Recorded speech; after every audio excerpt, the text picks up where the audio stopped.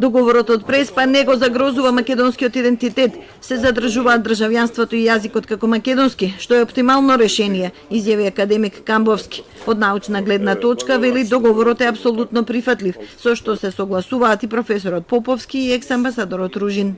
Промената на официјалното име Северна Македонија. Тој се работи за еден консензус околу новото ова официјално име, кој се разбира представува компромис. Тоа е компромис помеѓу стравувањата и надежите на двете страни.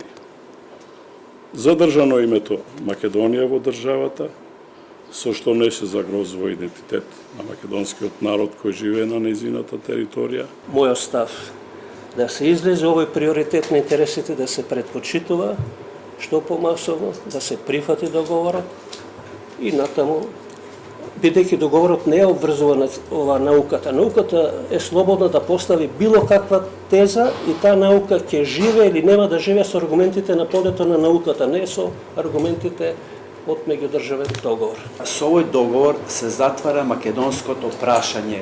Прашање старо преку еден век, може и повеќе.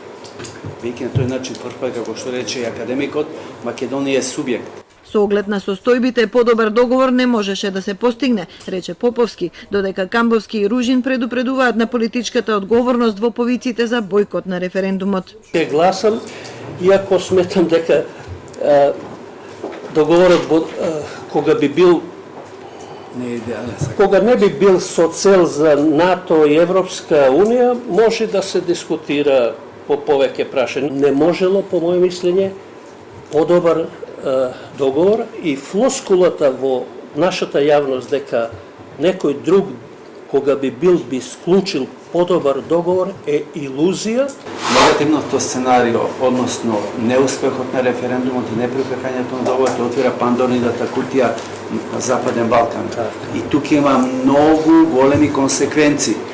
Тука ја повеќе би рекол дека ќе се работи во смисла на политичка одговорност на тие што се против. Секој може и да повика на бојкот, може да каже треба да се бојкотира, но да оди и да ги присилува луѓето.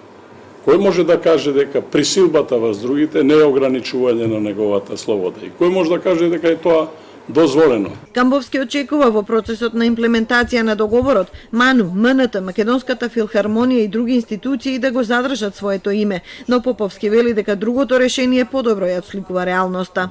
На другата страна немаме такви институции со таква номинација. Македонска академија постои само овде, не постои во Грција, или Македонски народен театар, или Македонска филхармонија, така што тоа именување не би им правило на нашите соседи никакви пречки или некои вознемирувања. Може би продолженото име Академија на науките и уметностите на Северна Македонија е покоректно во однос на карактерот на Република Македонија и науките во Република Македонија, за да не почнат тие институции да се множат паралелно со истото образложение. Препораката на овие експерти е по договорите со Грција и со Бугарија, државата да продолжи да склучува договори со добра волја и со другите земји од регионот. Дали имате